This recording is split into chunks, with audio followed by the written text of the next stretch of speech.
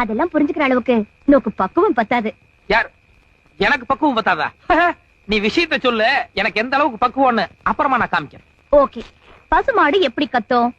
பசுமாடு அம்மா கரெக்ட். அது ஏன் அப்படி கத்துது? அதுக்கு பசி, வைக்க புல்லு இல்லனா புண்ணாக்கு தேவை, அதுக்காக அப்படி கத்து. குட். மாது கொஞ்சம் ஃபீலிங் கூட கத்துனா? ஃபீலிங்? கண்ணு குட்டிக்கு பசி, அதுக்கு பால் கொடுக்கணும், அதுக்காக அம்மா அப்படின்னு ஃபீலிங் கூட கத்துது. Very good.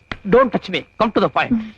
மானு கத்துனா தனக்கு பசி, மா அந்த கொஞ்சம் ஃபீலிங் கூட கத்துனா கண்ணு குட்டிக்கு பசி. எக்ஸாக்ட்லி. ஆனா இந்த கத்தல் எப்படி இருக்கு? இது வேற மாதிரியா அடி வயித்துல இருந்து சத்தம் வருதே. அந்த ரெண்டு கத்தலுக்கும் இந்த கத்தலுக்கும் வித்தியாசம் இருக்கும். No, here also lot of difference is there, no? Yes. Why? தனக்கு பசின்னு கத்தி கேள்விப்பட்டிருக்கேன், தன்னுடைய குழந்தையான கன்றுக்கு பசின்னு மா ஃபீலிங் கூட கத்தியும் கேள்விப்பட்டிருக்கேன். ஆனா அது ரெண்டும் இல்லாம அடி வயித்துல இருந்து ஒரு மாதிரியா மா அப்படின்னு கன்ஃபியூஸா சத்தம் வருதே. ஏன்?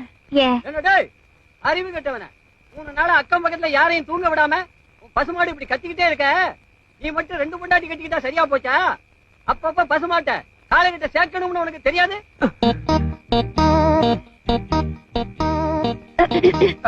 புரியுது புரியுது, அந்த டாபிக் மறந்துடுவோம். நான் பேசாம சாப்பிட்டு போறேன்.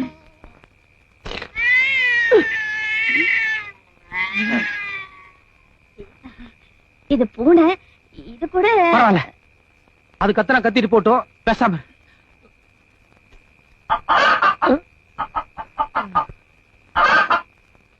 கோழி.